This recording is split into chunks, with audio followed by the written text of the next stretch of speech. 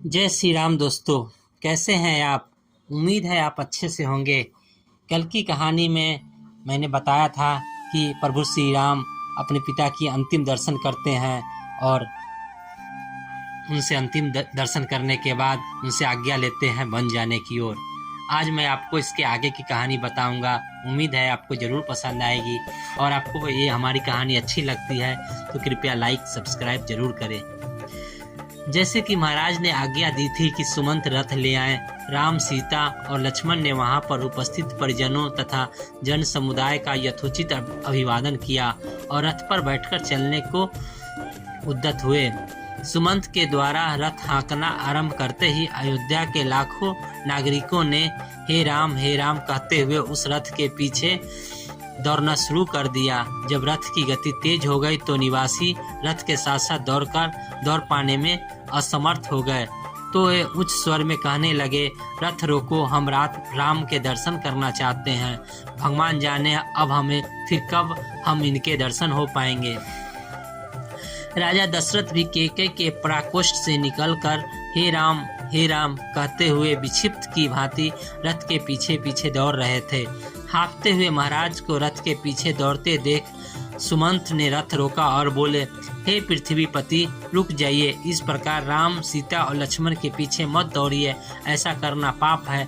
आपकी आज्ञा से ही तो राम वनगमन कर रहे हैं, इसलिए उन्हें रोकना सर्वथा अनुचित तथा व्यर्थ है।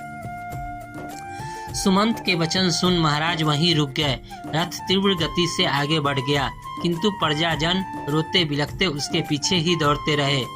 चित्रलिखित से खरे महाराज उस रथ को तब तक एकटक निहारते रहे जब तक रथ की धूली दृष्टिगत होती रही। धूली का दिखना बंद हो जाने पर वे वहीं हे राम, हे लक्ष्मण कहकर भूमि पर गिर पड़े और मूर्छित हो गए। मंत्रियों ने तत्काल उन्हें उठाकर एक स्थान पर लिटाया। मूर्छा भंग होने पर मृत प्राय से महाराज अस्फुट स्वर में कहने लगे, संपूर्ण ब्रह्मांड में मैं सबसे बड़ा अभागा व्यक्ति हूँ, जिसके दो पुत्र एक साथ वृद्ध पिता को बिलखता छोड़कर वन को चले गए। अब मेरा जीवन व्यर्थ है। फिर वे मंत्रियों से बोले, मैं महारानी कौशल्या के महल में जाना चाहता हूँ। मेरा शेष जीवन वहीं व्यतीत होगा। अब वहाँ के अतिरिक्त मुझे अन्यत्र कहीं भी शांति मिलना असंभव है। राम और लक्ष्मण के वियोग में संतप्त महाराज कौशल्या के महल में पुनः मूर्छित हो गए। उनकी इस दशा को देखकर महारानी कौशल्या विलाप करने लगी।